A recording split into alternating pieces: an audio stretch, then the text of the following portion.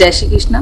मैं विनीता गौड़, श्री तुलसी फाउंडेशन की संस्थापक। तुलसी फाउंडेशन जो एक हमने फाउंडेशन बनाया है, उसके अंतर्गत हम लोग तुलसी के पौधों का वितरण करते हैं। तुलसी के पौधों का वितरण, हालांकि तुलसी के पौधे का वितरण करने की आवश्यकता नहीं है, क्योंकि हर घर में तुलसी का पौधा होना चाहिए।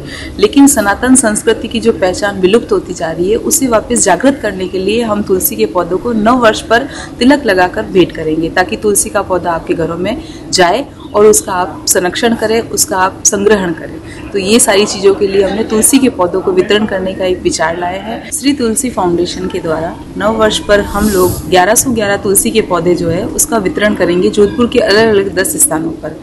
तुलसी का पौधा वितरण करने का मेन हमारा उद्देश्य ये है कि हर घर तुलसी पहुँचे, क्योंकि अभी तुलसी जो है वो हमारे सनातन संस्कृति की पहचान है और पवित्र पौधा है, जो पूजनीय पौधा है।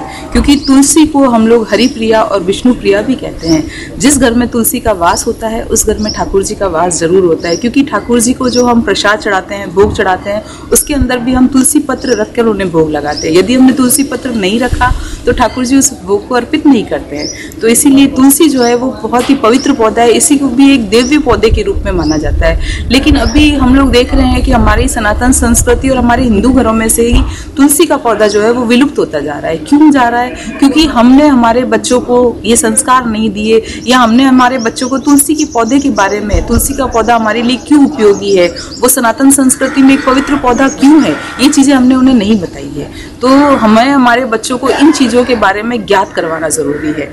और उसी की पहल के लिए हमने जो नव वर्ष पे 1111 तुलसी के पौधे वितरण करने का सोचा है, ताकि जिन घरों में भी तुलसी का पौधा जाएगा तो उस घर में उस पौधे को देख के बच्चे जब उस सवाल को पूछेंगे कि किसका पौधा है, इसका उपयोग कैसे है, और ये पूछे नहीं, बिना पूछे भी आप इसके बारे में बच्चों को बताएं। तुलसी जी को सींचते कैसे है, तुलसी जी की पूजा कैसे करते हैं, उन्हें भोग लगाना, उन्हें दीपक लगाना, शाम को तुलसी जी में दीपक रखना, तो ये सारी चीजें हम अपने बच्चों को बता सके। उसी प्रकार से तुलसी जी का औषधि गुण भी है, जैसे कि कई तरह की बीमारियां, खांसी, जुकाम, इसके अंदर भी तुलसी जी का उपयोग किया जाता है, काढ़ा बनाया जाता है। जो दादी माँ के नुस्खे हम लोग बोलते थे, उसमें तुलसी जी, काली मिर्ची, इस तरीके से कई औषधीय चीजों को मिलाकर उसका काढ़ा बनाकर दिया जाता था। तो हम लोग दवाई लेने की जरूरत नहीं थी, हम घर ही में ठीक हो जाते थे।